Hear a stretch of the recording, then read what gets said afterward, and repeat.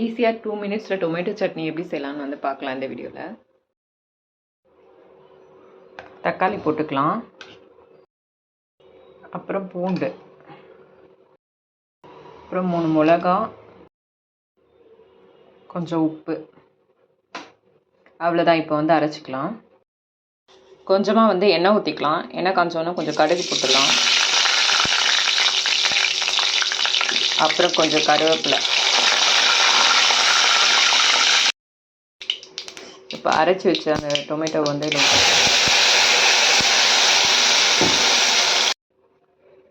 கொஞ்சம் மஞ்சத்தூள், கொஞ்சமாக மிளகாத்தூள், அவ்வளோதான்.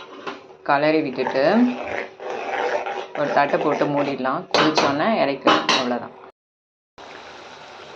இப்போ நல்லா கொதிச்சிடுச்சு. கொஞ்சம் கொத்தமல்லி மட்டும் போட்டு இறக்கிடலாம், அவ்வளோதான். நீங்களும் வந்து ட்ரை பண்ணி பாருங்கள், நல்லாயிருக்கும்.